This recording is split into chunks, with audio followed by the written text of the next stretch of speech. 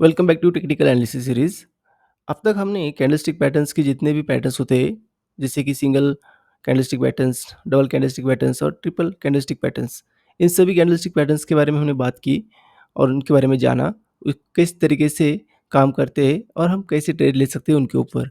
तो अगर आपने वो सीरीज़ मिस की होगी तो नीचे डिस्क्रिप्शन में लिंक दे दूंगा, आप जाके देख सकते हैं।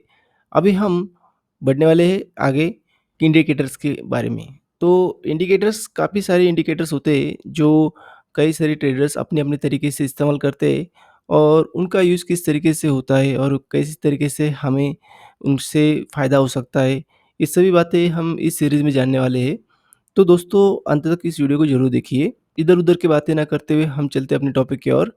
आज का है मूविंग एवरेज। तो दोस्तों, मूविंग एवरेज क्या होता है, ये हम जानते हैं। सबसे पहले चार्ट पे मैं लेके चलता हूँ आपको। ये देख सकते हैं, ये टाटा मोटर का चार्ट है और यहाँ पे हम इंडिकेटर के ऊपर जाते हैं। इंडिकेटर जाने के बाद यहाँ पे आप मूविंग एवरेज डाल दीजिए, आपके सामने मूविंग एवरेज आ जाएगा। ये देख सकते हैं मूविंग एवरेज। अभी हमने सेलेक्ट करने के बाद यहाँ पे इसको सेटिंग में जाके एक नॉर्मल बातें जान लेते हैं। सबसे पहले क्या होता है, देखिए दोस्तों, मूविंग एवरेज से पहले हम जानेंगे एवरेज। हम सभी को पता होता है, एवरेज मतलब सिंपल है। जो भी हम जितने भी हम कैलकुलेशन करते हैं उन सभी का जो मिडल फिगर होता है, बीच वाला, उसे हम एवरेज कहते हैं। इतना तो हमें कॉमन सेंस है, सेम होता है। और एक गलतफ़हमी होती है काफ़ी जो नए ट्रेडर्स होते हैं उनको लगता है कि 9 मतलब वो डे वाइज़ होता है, 9 दिन का, या अगर 20 मतलब 20 डेज़ का होता है, ऐसा नहीं होता है। ये कैंडल से होता है। आप जो भी यहाँ पे लेंथ डालेंगे, अगर आप यहाँ पे 20 डालेंगे तो 20 कैंडल्स जितने भी होंगे, लास्ट 20 कैंडल्स, उनका एवरेज निकल के आएगा। और वो कैसे निकल के आएगा, उनकी जो क्लोजिंग होती है, जो क्लोजिंग की जो प्राइस होती है, उन सभी को प्लस किया जाता है और तब जाके उनको 20 से डिवाइड करके आपको आप देख सकते हैं, आपके स्क्रीन पे आप दिख जाएगा इस तरीके से। तो ये होता है मूविंग एवरेज। तो मूविंग उसे इसलिए कहा जाता है कि ये मूव होते रहता है। जैसे जैसे कैंडल बनती जाएंगी, वो आगे के कैंडल पे शिफ्ट हो जाता है। मतलब अगर ये 20 डेज़ का जो है, अगर यहाँ पे है, तो नेक्स्ट कैंडल जब बनेगी तो वो जो पीछे कैंडल है उसको उसके ऊपर से मूव होके अगले कैंडल पे जाएंगे। मतलब समझ गए आप? मतलब ये फर्स्ट 20 है, अगर 21 बनती है तो लास्ट का जो कैंडल है उसको वो काउंट नहीं करेगी, उसके अगले को काउंट करके आगे बढ़ती जाएंगी। तो इस तरीके से ये मूविंग एवरेज कहा जाता है। तो यहाँ तक आपको समझ में आ गया होगा। अगर आपको ये समझ में आ रहा है वीडियो तो नीचे लाइक कीजिए और फिर भी कोई कन्फ्यूज़ होता है तो कमेंट कीजिए, मैं आपको दोहरा दूँगा। ठीक है? अभी चलते हैं यहाँ पे, हम बात करेंगे कि इसका जो यूज़ है किस तरीके से किया जाए। काफ़ी आसान होता है दोस्तों। अभी 20 कैंडल्स होते हैं, तो मैक्सिमम अगर आप देखे जाइए तो इन जनरल जो 50 है उसका इस्तेमाल मतलब वहाँ से ज़्यादा लोग इस्तेमाल करते हैं। तो 50 का हम मूविंग एवरेज लेते हैं और ये सिंपल मूविंग एवरेज है। और इसके मतलब इसके भी कोई अलग-अलग वेरिएंट्स होते हैं मूविंग एवरेज के, वो मैं आगे जाके बात करूँगा आपको। अब देखिए दोस्तों, ये 50 है। तो आप में से कई सारे जो नए ट्रेडर होते हैं, जो पोजीशन ट्रेडिंग करते हैं, कोई स्विंग ट्रेडिंग करता है तो कोई इंट्राडे ट्रेडिंग करता है। तो डेली जो मतलब डे का चार्ट होता है उस पे वो स्विंग ट्रेडिंग करते हैं और जो वीकली का चार्ट होता है उसके ऊपर वो पोजीशन ट्रेडिंग करते हैं। और जो मिनट्स का चार्ट होता है, आवर का चार्ट होता है, वो इंट्राडे वाले के लिए होता है। जो मतलब वन डे उनका वहाँ पे ट्रेड लेंगे और वहीं पे क्लोजिंग करके वहाँ पे अपना अकाउंट क्लियर कर लेंगे। तो ऐसे भी ट्रेडर्स होते हैं। तो आप कौन से कैटेगरी में आते हैं, सबसे पहले आपको ये जानना होता है और उस हिसाब से ही आपको ट्रेडिंग करनी होती है। ठीक है? तो कभी अगर मतलब मैं अगर आप चाहते हैं कि टाइम फ्रेम पे भी एक वीडियो बनाएँ आप, तो मैं बना दूँगा। तो अब बात कर लेते हैं 50 का। काफ़ी आसान होता है दोस्तों।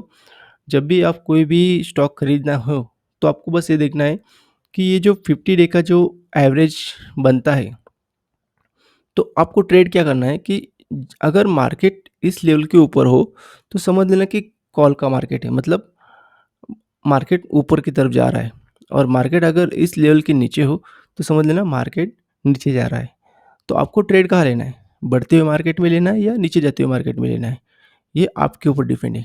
जब भी आप ट्रेड लें तो हमेशा याद रखें, अगर मार्केट इस लेवल के ऊपर हो तो ही आप ट्रेड करें, नीचे की तरफ मत करिए। अगर नीचे की तरफ करते हैं तो मार्केट और नीचे चल जाएगा और इससे क्या होगा कि आपने जो इन्वेस्टमेंट की हुई है उसमें आप होल्डिंग करना पड़ेगा, काफ़ी समय लगेगा आपको प्रॉफ़िट मिलने में। तो ये बातें हो सकती है। तो हमेशा याद रखिए, ऊपर की तरफ लीजिए और अगर नीचे की तरफ होता है तो वो सेलर के लिए अच्छा होता है।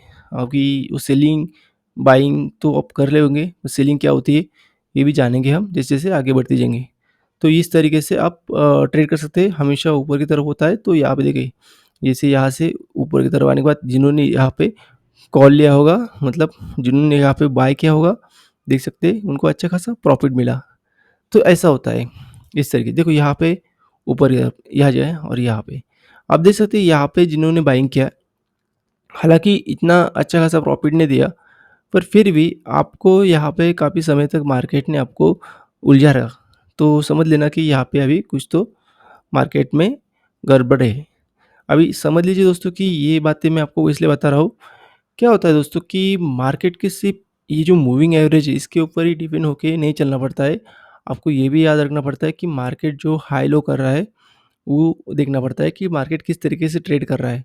अभी देखो यहाँ पे मार्केट जो है नीचे की तरफ आ रहा है और नीचे की तरफ जाते जा रहा है, ऐसा होता है। तो और जब मार्केट ने यहाँ पे देखिए एक डब्ल्यू पैटर्न बना दिया और फिर यहाँ से ऊपर की तरफ चला गया, मतलब ये जो पहले का जो हाई था इसको ब्रेक कर दिया। तो आप यहाँ पे कॉल ले सकते थे, जो आपके लिए मतलब एक कंफर्म हो गया कि अभी मार्केट ने प्रीवियस हाई तो उसको ब्रेक कर दिया है, तो आप यहाँ पे कॉल बन सकता है।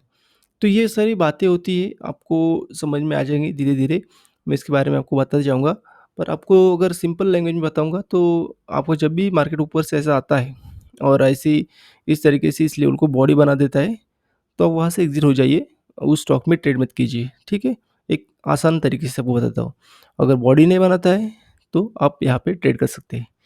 तो ये एक सिंपल लैंग्वेज में आपको बताऊँगा अगर आप बिगिनर हो तो।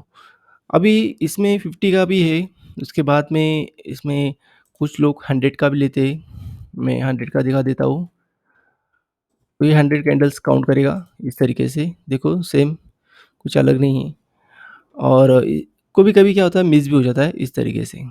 तो ये बातें भी होती है, तो आपको ये बातें भी समझनी पड़ती है कि क जितना आप कम का लेंगे उतना आपको मूवमेंट ज़्यादा मिलेगा, क्योंकि वो उतना उसके क्लोज़ आते जाएगा, ठीक है? और अगर जितना आप दूर का लेंगे तो उतना दूर जाता रहेगा। पर आपको बताना चाहूँगा कि इससे क्या होगा, समझ लीजिए कि आप एक ट्रेडिंग करते हुए आप कोई स्टॉक में आप इन्वेस्टिंग करना चाहते हैं और आपको समझ में नहीं आ रहा है कि कौन से लेवल पे बाय करें, और आप टाटा मोटर में इन्वेस्टमेंट करना चाहते हैं। तो एक आसान तरीका ये होता है कि आप 50 डे पे आपकी 25% जो अमाउंट है उसको इन्वेस्ट कीजिए। उसके बाद में अगर उसके नीचे आता है तो 50% अमाउंट को इन्वेस्ट कीजिए, और अगर मार्केट 200 को आता है, मतलब 100 को आता है तो 50%, और अगर मार्केट 200 को आता है तो जितना भी आपका बचा-खुचा अमाउंट है पूरी तरीके से 100% वहाँ पे इन्वेस्ट कर दीजिए, इस तरीके से, ठीक है?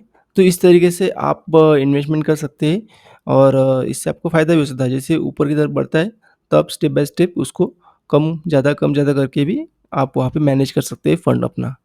तो ये बातें होती हैं दोस्तों जो मैं आपको बताने जा रहा हूँ। पर याद रखिए हमेशा आप जब भी मूविंग एवरेज अभी ये सिंपल मूविंग एवरेज है, तो इस तरीके से आप कौन से भी इस पे लेवल पे आप ट्रेड कर रहे हो, तो आपको पता होना चाहिए कि आपको कौन-सी लेवल आपके लिए मतलब इम्पोर्टेंट होती है। जैसे कि कभी-कभी अभी क्या कहा जाता है कि आप अगर इंट्राडे पे, चलो मैं आपको दिखा देता हूँ। अभी हर एक कोई अलग-अलग लेता है, तो कोई 21 लेता है, तो कोई 7 लेता है। तो आप अगर 21 थे, इस तरीके से, और उसके बाद में 5 मिनट्स का चार्ट ले लेते हैं हम।